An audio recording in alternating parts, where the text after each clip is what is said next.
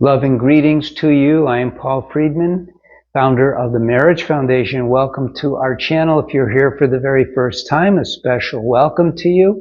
And if you are, then I appreciate it if you like the video, if you subscribe to the channel, and all of that good stuff. This topic is married women, and you can relate to this.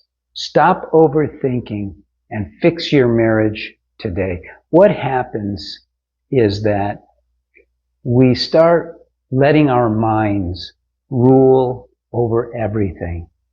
We don't realize, and this is a very deep spiritual concept, and it's appropriate because marriage is a very deep spiritual entity. If you think about it, marriage is based on love. Marriage is based on opening our heart, creating connection, respecting and loving your husband with all of your, remember these words? Heart, mind, and soul. It's what you promised when you gave your vows. And they're legitimate promises. They're not just like songs that we sing to each other. But in this world, and I'm going to help you see this in a context, okay? So stay with me on this. In our world, we have kind of lost our way.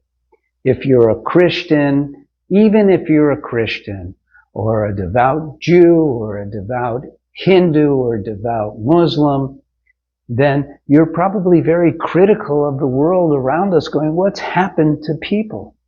But it's happened to you too. It's happened to us too. And what is happening is that we lose sight of our relationship with our true self, which is the soul. That's our true self.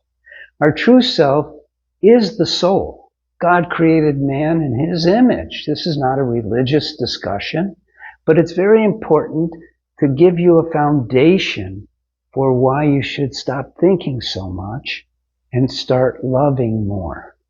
You're a soul.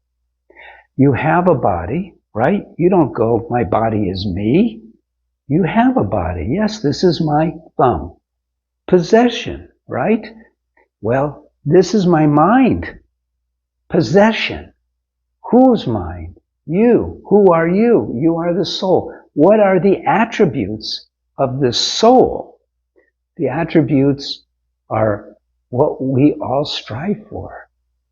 Incredible joy, ever new joy. That's the attribute of the soul. And love. Ever fulfilling, endless, without boundary, unconditional love. And when you met your husband, you could feel that love. It wasn't up here. It was here in the heart. You could feel it, and it's overwhelming. But we're not taught to recognize the distinction between ourselves and our mind. And slowly but surely we become our mind. The Western psychologists call it the ego. And it's an accurate term. It's sort of a blend of the mind and the soul. But unless you focus as a soul on loving your husband, regardless of what the mind says, and here's the trick, you have to ignore the mind, kind of shut it up. You know, when I first learned this, and it's so long ago, about the distinction between the soul and the mind, I'd be walking down the street and this thought would come up that I knew was a terrible thought to have, and I'd go, shut up, mind, out loud sometimes. And it was a little embarrassing. People thought that I was on drugs or something because I have such long hair. But anyway, we have to recognize this distinction. See the mind for what it is. It is the entity that, in this case, interferes with our natural love. And I say natural love because as a soul, giving love to your husband is what's natural. And you know, I'm sure many people, if you're looking for this topic, many people are saying, well, you could do this to control your mind, you could do that to control your mind. Sure, in our course for women, I teach you how to control the mind. Not just manage it, but literally control the mind, to take charge again. But you don't have to go through all that necessarily. Now, if your marriage is really slipping, then definitely go to our website and see what we have that can help you. But I'm talking about what should be your natural position is to recognize, I, the soul, love my husband, the soul.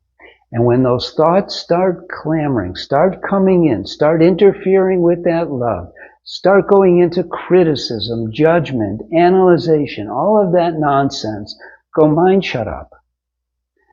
I love you, husband. I love you, God. Thank you for giving me my husband. I am light as a feather. I am the soul. I am free of all this mental nonsense. I am free in love. I am free in joy. And that's how to stop overthinking. And that's how to start right away fixing your marriage. Now, our course for women for fixing their marriage is when things have gone so far off track that it takes a lot of definite processing work to bring things back into focus. But most people don't need that. That's for marriages that are really flipping out. So if you do need it, we have it. And it's very successful, it's very helpful. But if you don't need it, just practice this. I am love. I am joy. I'm so grateful. Thank you, Lord, for bringing my soulmate into my life. Amen. You might say, Amen, because what else is there? Thank you for stopping by. Please like, subscribe, and share. God bless you and take care.